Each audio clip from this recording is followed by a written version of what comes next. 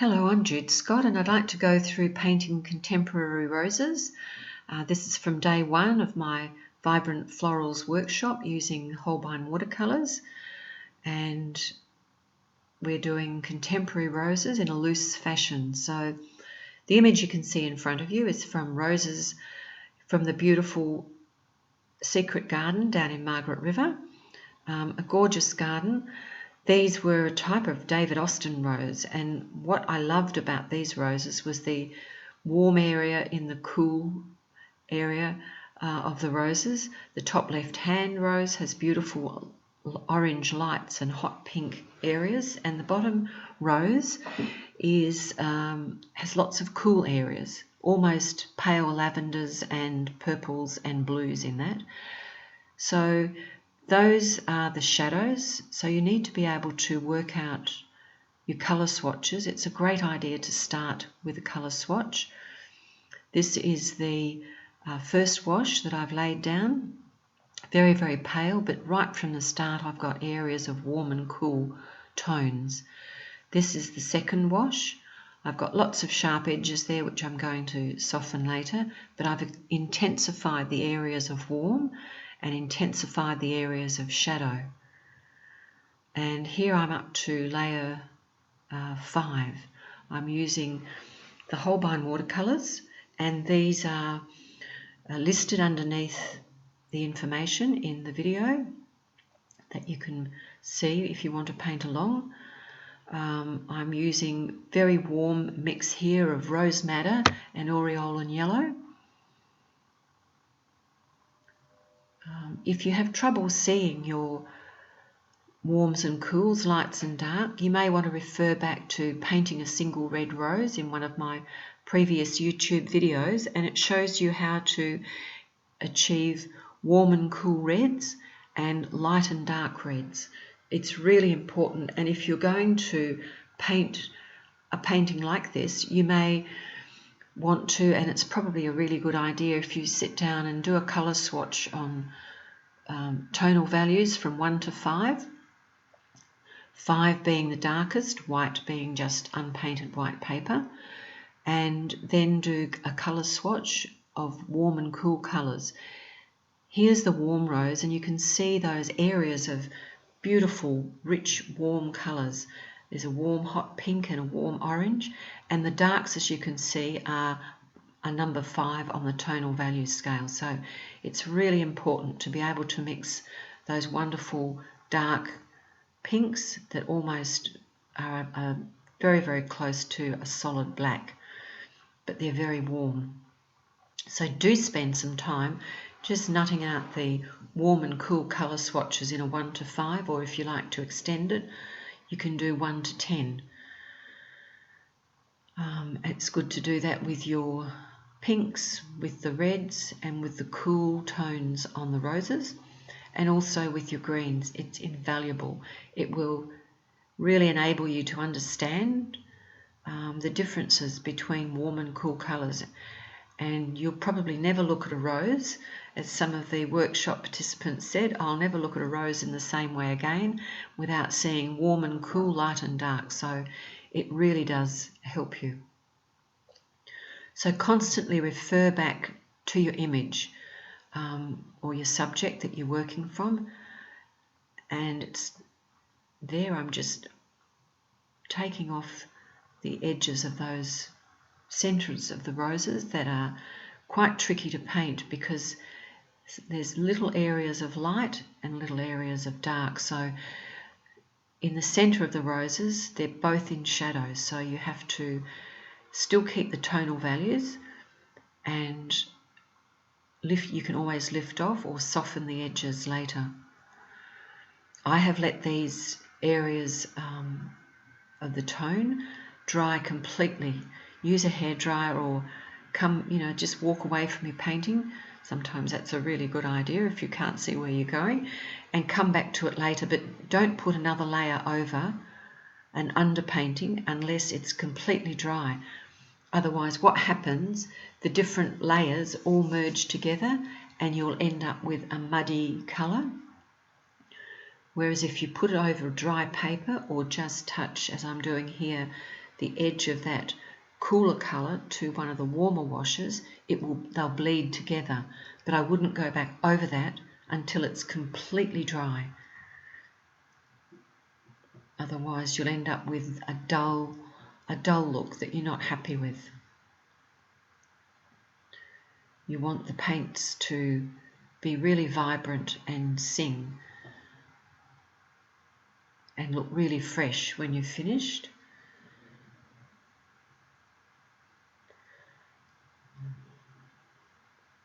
So here's the second rose, the one that was in shadow. This still has very warm areas, and up the top left hand you can see the hot pinks from the rose that was above it. Compare that to the lower edge, which is a very soft purpley colour and almost has blues mixed in. So for my purple I've used Quinacridone Red. The Holbein Quinacridone Red makes the most beautiful pinks, and it also makes the most gorgeous reds. If you add yellow to that, Aureolin Yellow, you can get a much warmer red. And down for the cooler tones here, I'm using Quinacridone Red and Cobalt Blue.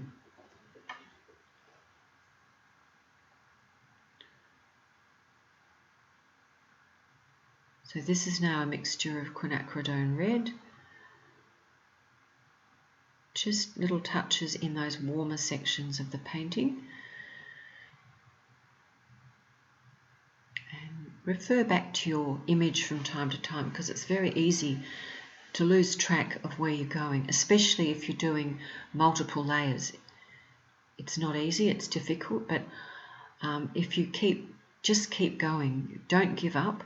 If you think it's too difficult, it is difficult. If it was easy, everybody would be doing it. But I can promise you, if you persevere, you will have success, and you'll really get pleasure out of being able to paint roses in your own style that you're happy with.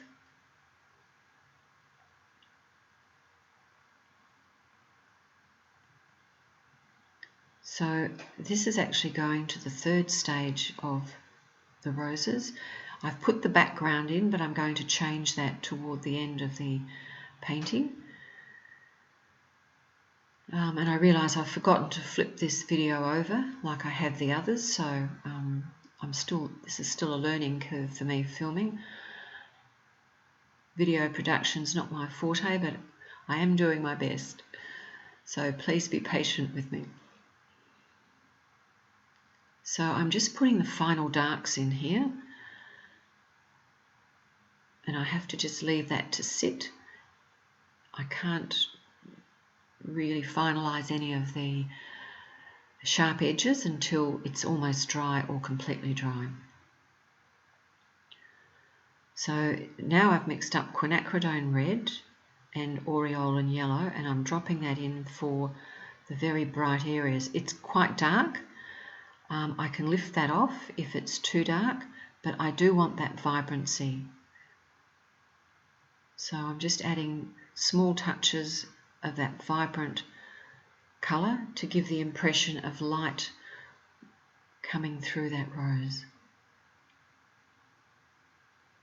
So to soften those edges, I just use a brush that's damp. It's got no water in it.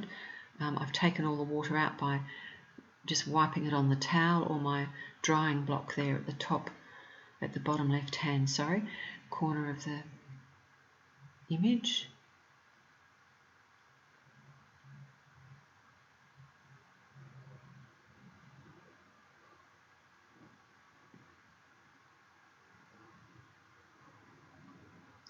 So just strengthening those central petals. It is a warm rose, but it had cooler shadows in between the petals on the lower edge. So I'm just restating those at the moment.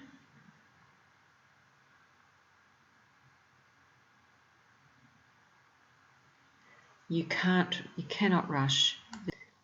You can't rush this stage of the painting. If you're feeling that it's just getting away from you and you can't manage the whole thing, it's probably a good time to stop, get up, go and make a nice cup of tea or coffee and come back a little bit later. But please persevere. You will be able to paint in the fashion that you want, in your own interpretation of roses, if you just keep going.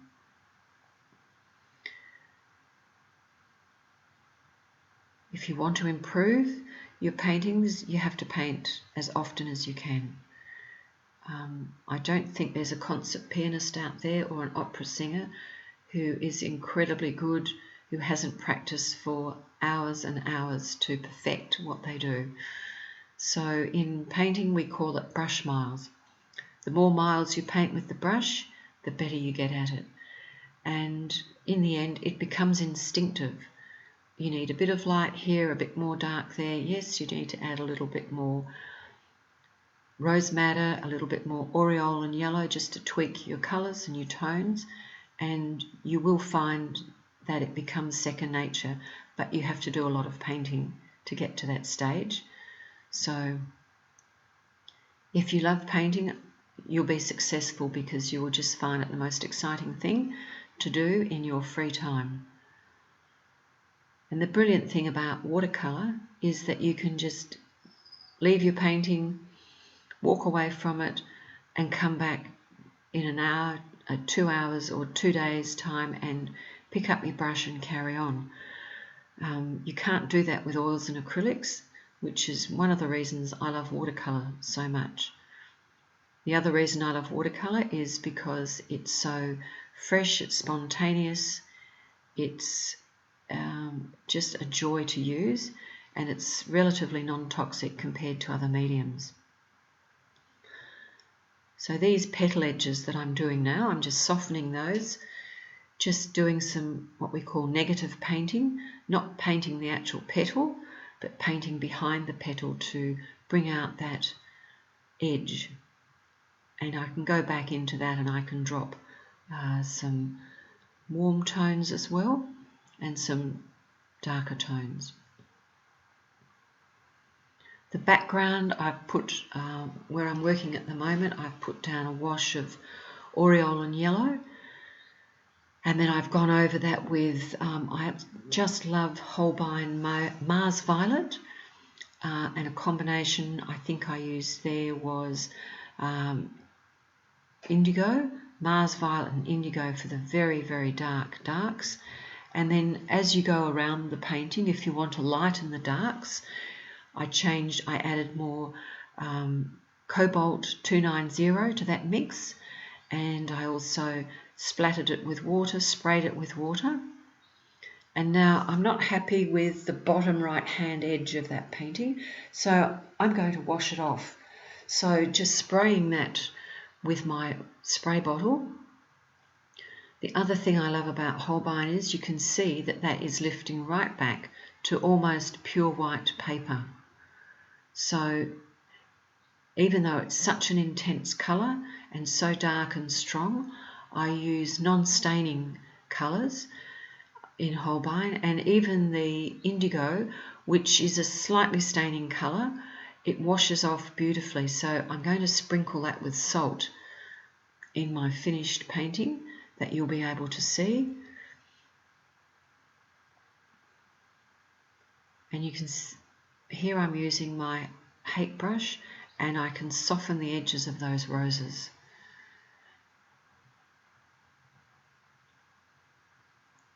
So I've got a lot more to do to this to finish the rose, but I'll show you the finished painting at the end.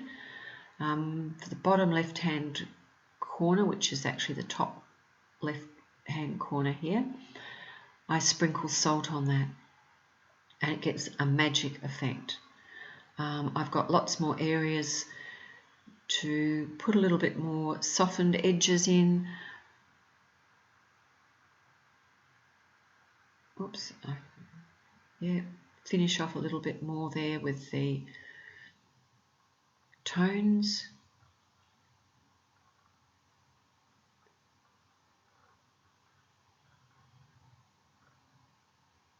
And here's the finished painting. I've gone into that a lot more.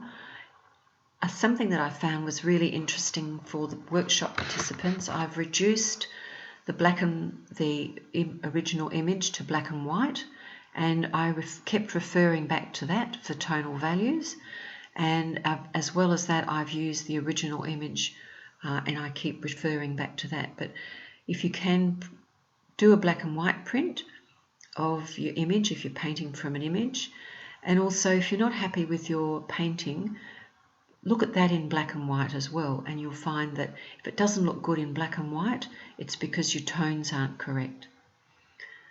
Here's the finished image.